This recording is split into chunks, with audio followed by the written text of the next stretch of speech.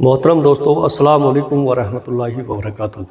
آئیے گا اس ویڈیو کے اندر بتاؤں گا شداد کی جنت۔ شداد کی جنت کا کیا ہوا اور وہ کون سی جگہ تھی۔ پیارے دوستو، اس ویڈیو کو بہت ہی توجہ اور اطمینان کے ساتھ آخر تک ضرور دیکھیے گا۔ دنیا میں ایک ایسا انسان جس نے اپنی جنت بنائی، لیکن وہ اپنی بنائی ہوئی جنت میں داخل ہو پایا یا نہیں۔ آئیے جانتے ہیں آخر کیا ہوا تھا اس کے ساتھ، وہ جگہ کہاں ہے اور بعد میں اس کی جنت کا کیا ہوا اور آج اس کی جنت کیسی دکھتی ہے۔ اس ویڈیو کے اندر میں اسی کے بارے میں تفصیل سے بتاؤں گا، اس لیے پوری ویڈیو آخر تک ضرور دیکھیے گا پیارے دوستوں، کیونکہ یہ ایک سچا اور عبرت ناک واقعہ ہے۔ دنیا میں بہت سی طاقتور اور زوراور قومیں آئیں جو کہ اپنے سرکشی اور گھمنڈ کی وجہ سے اس دنیا سے مٹا دی گئیں۔ قوم عاد انہی میں سے ایک تھی۔ پیارے عزیز دوستو، اس قوم کی طرف اللہ پاک نے اپنے پیارے نبی حضرت ہود علیہ السلام کو بھیجا تھا۔ قوم عاد ارم نام کی بستی میں رہتی تھی جو یمن کے علاقے میں تھی۔ ان لوگوں پر کئی بادشاہوں نے حکومت کی، مگر دو بادشاہ ایسے آئے جن کی حکومت بہت بڑی تھی۔ ان میں سے ایک کا نام سدید اور دوسرے کا نام شداد تھا۔ پیارے اس دوستو، جب سدید کی موت ہو گئی تو پوری حکومت شداد کو مل گئی۔ حکومت کا اس کو اتنا گھمنڈ تھا کہ اس نے خدائی تک کا دعویٰ کر ڈالا۔ اس نے اللہ کے نبی حضرت ہود علیہ السلام سے جنت کے بارے میں سن رکھا تھا کہ جنت کیسی ہوگی، اس لیے اس نے زمین پر جنت بنانے کا ارادہ کیا۔ وہ کہتا تھا مجھے اس جنت کی ضرورت نہیں ہے جو خدا نے بنائی ہے۔ پیارے دوستو، اس نے پوری دنیا کے ہنرمندوں کو بلایا اور اس نے تمام حکمرانوں اور سرداروں کو حکم دیا کہ سونے چاندی کی اینٹ بنا کر بھیجے اور ایک شہر 10 کوس چوڑا اور 10 کوس تک لمبا بنانے کا حکم دیا۔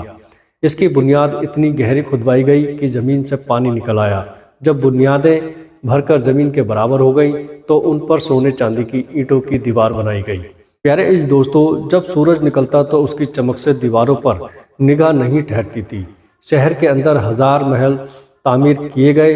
اس کے بعد شہر کے درمیان میں ایک نہر بنوائی گئی اور ہر محل میں اس نہر سے چھوٹی چھوٹی نہریں لائی گئیں اور ہر محل میں حوض اور فوارے بنائے گئے۔ سارے شہر میں ریشم کی قالین بچھا دی گئی۔ پیارے عزیز دوستو، روایتوں میں آتا ہے اس جنت کو بنانے میں 300 سال لگے اور شداد کی عمر 900 سال کے قریب تھی۔ اس شہر کے مکمل ہونے کے بعد وہ اپنے لاؤ لشکر کے ساتھ بہت ہی تکبر والے انداز میں شہر کی طرف روانہ ہوا۔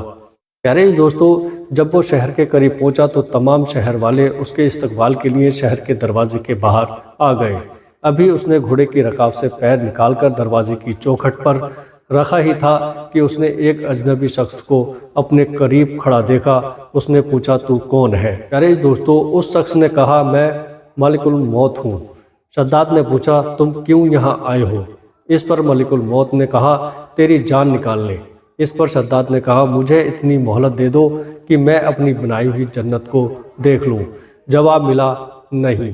پیارے دوستو، اس پر شداد کہنے لگا چلو اس قدر ہی فرصت دے دو کہ گھوڑے پر سے اتر جاؤں۔ اس پر ملک الموت نے کہا کہ اس کی بھی اجازت نہیں۔ لہٰذا جب شداد کا ایک پاؤں رکاب میں اور دوسرا چوکھٹ پر ہی تھا، اس کی روح قبض کر لی گئی۔